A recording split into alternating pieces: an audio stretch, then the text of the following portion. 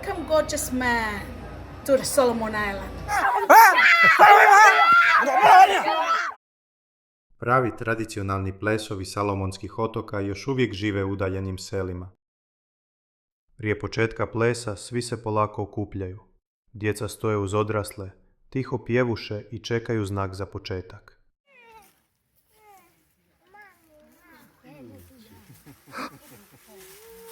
Tradicionalna odjeća izrađena je od prirodnih materijala. Veliki listovi banane prekrivaju gornji dio tijela, dok su suknje i plesni rekviziti izrađeni od biljnih vlakana.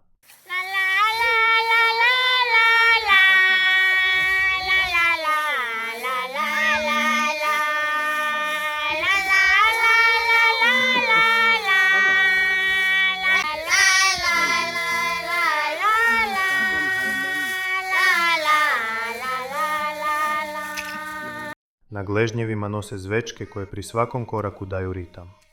Za mnoge Melanežane karakteristična je gusta kovrčava kosa, a kod nekih je prirodno i svjetlije boje.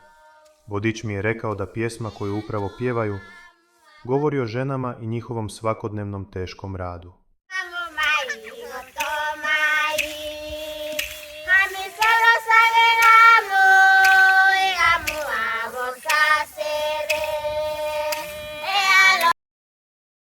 Nakon plesa fotografirao sam se s članovima plesne skupine, a na kraju upoznao i poglavicu sela.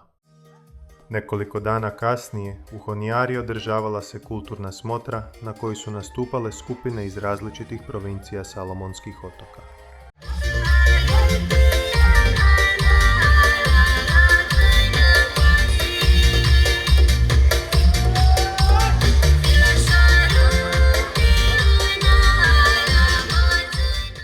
Najviše su mi pozornost privukli plesači iz provincije Izabel. Njihov nastup prate tradicionalne frule i bubnjevi, dok bijela boja na licu i tijelu upotpunjuje njihov izgled.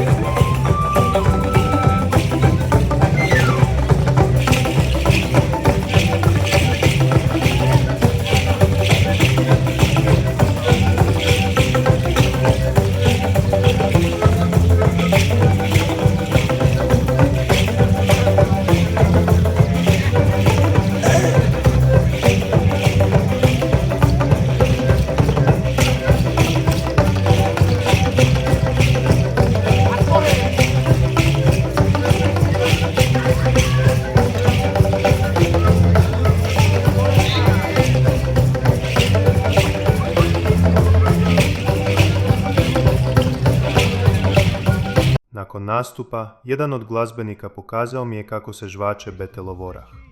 Žvakanje betelova oraha dio je svakodnevnog života u mnogim dijelovima Melanezije. Svaka provincija ima svoj stil plesa, glazbe i nošnje. Upravo ta raznolikost čini Salomonske otoke posebnima.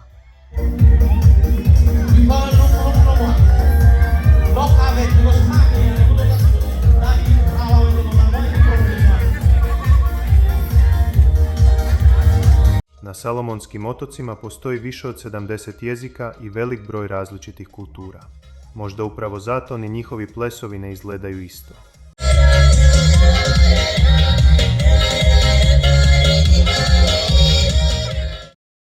Jedna tradicija više, jedna nepoznanica manje.